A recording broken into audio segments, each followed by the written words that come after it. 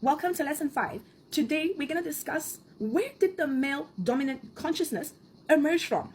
And it's very important to get a grasp on this because we're going to relate it to the role it played in the modern day relationship. And it's very important to understand the history so you understand how it influenced relationships. We need to go into the history, into anthropology and social cultural evolution. Historically, men were seen as the protectors and the providers, and that sometimes led to unequal power dynamics in relationships. In this video, I want to shed some light so you can benefit and recognize where these challenges come from all the traditional roles of male and female, so that there needs to be a respect and shared responsibilities within the modern day relationship.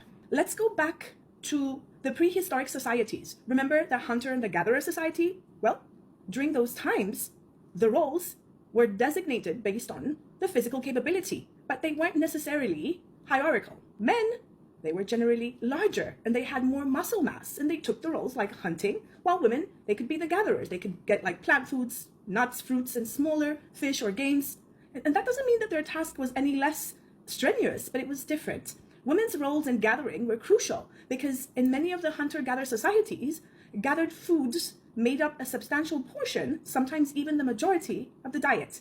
Additionally, the act of gathering required an abundance of knowledge when it comes to local flora and seasonal changes. However, both roles were equally essential for the survival of the group, and women's role in childbearing, in the immediate intensive period of child-rearing, also influenced the division of labor. So being pregnant or nursing a child limited the kind of tasks that she could safely engage in. However, at that time, many of these societies, child-rearing was a shared responsibility, and entire communities played a part in raising and educating the young. We see one role was not generally seen as better or more important than the other. Both were essential for the group's survival. Decisions, they were typically made collectively, and leadership roles, if they existed, they were often temporary and based on merit rather than heredity or cohesion. For example, someone might have been the leader during a hunting expedition because of their expertise, but they did not hold authority in other aspects of daily life.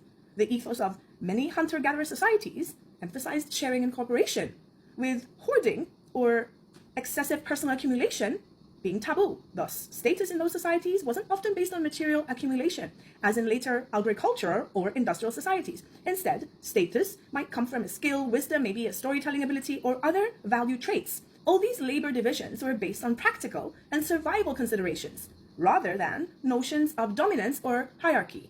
Both genders played pivotal roles in ensuring the group's survival and well-being. And what can you learn from this hunter-gatherer society time? Each partner brings unique strengths to a relationship and value contributions equally, regardless of the traditional gender role. As humans developed belief systems and religions, many early societies worshipped both the male and the female deities.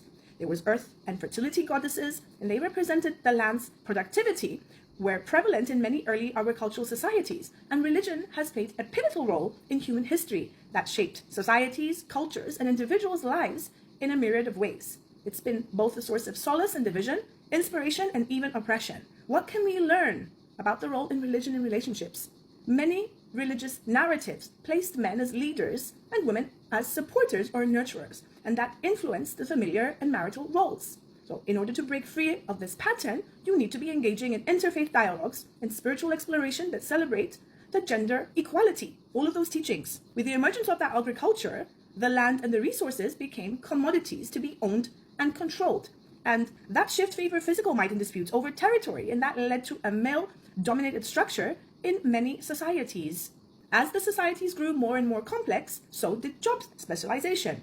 Men began taking the roles in administration, defense, and even trade, while women were often taking the roles within the household. And over time, public spaces became more male-dominated. So what can we learn? As the land became a source of power, men's control of resources was overshadowing relational equity. In order to break the cycle, the modern relationships should place emphasis on shared ownership and decision-making, and all assets and responsibilities, emotional or material, can be jointly navigated.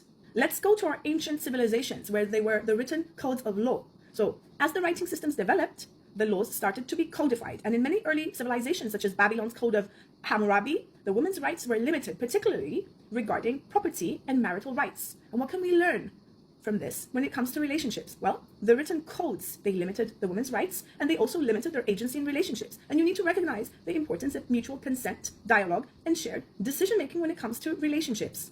in civilizations like ancient Greece and Rome, while there were powerful goddesses in mythology, the societal structure was patriarchal. Look at the male god like Zeus, the Greek dude, or Jupiter, the Roman dude. They were supreme and they reflected a lot of male-dominated nature in these societies. And let's go to the medieval period, and especially the religious institutions. In Europe, the rise of Christianity saw the church becoming a significant power holder. The church was always a male-dominated institution, and they reinforced patriarchal norms. And women were often associated with Eve's original sin, and that led to perspectives that viewed women as morally weaker. In addition, the feudal system in Europe emphasized land ownership and inheritance through the lines of males, and that further solidified a male-dominated consciousness. So overall, we get to see that in the medieval period, societal structures restricted women's freedom, sometimes making marriages more transactional than emotional. And in order to break from this, there needs to be a focus on emotional connection, communication, and mutual growth in relationships. Let's go to the modern period of colonialism. European colonial powers spread their influence globally, and along with their systems of governance and religion, they also often impose their gender norms on colonized populations, and sometimes suppressing the matriarchal or more gender equitable traditions in these societies. So we get to see that colonial and industrial era norms, they often placed men as the primary earners, and that affected the relationship dynamics. And to break this, the modern relationships need to celebrate dual income households and understand that career ambitions and dreams are not gender specific. The shift to industrial jobs again saw division based on physical strength. With many of the high-paying industrial jobs, they were going mostly to men. This further entrenched the male economic dominance. I want to take you to the late 20th and 21st centuries, and that's where the feminine movement came. So at this period, it was intensified with all the feminist movements going on, and that began to challenge and question the male-dominated consciousness, and that advocated for women's rights and gender equality. And during these times, there has been an awareness of inequities that reshaped relationship expectations. As the world becomes more interconnected, there's a broader understanding of diverse gender norms and roles. And different societies influence each other, and that leads to a more heterogeneous and often progressive view of gender dynamics. What else can we learn? The male-dominated academic sphere that influenced societal narratives, sometimes portraying women in limited or stereotypical roles. We need to encourage diverse reading and understanding. You need to learn more about female scholars, writers, and thinkers in order to incorporate varied perspectives in relationship discussions. Male-centric language and narratives can influence perceptions and expectations within relationships. You've got to choose inclusive language. You need to engage in literature and art by diverse voices, especially women, in order to understand and appreciate the different relational dynamics. Male narratives in art and culture can subconsciously shape ideas of love, romance, and relationship roles. You need to consume and discuss diverse forms of art. You need to recognize the influences of the media on personal beliefs, and you need to challenge the stereotypical portrayals. Historical norms placed men as household decision makers, leading to an imbalanced partnership. We need to emphasize teamwork, from parenting to household chores, and we need to look for shared responsibilities and to make decisions in a collaborative manner.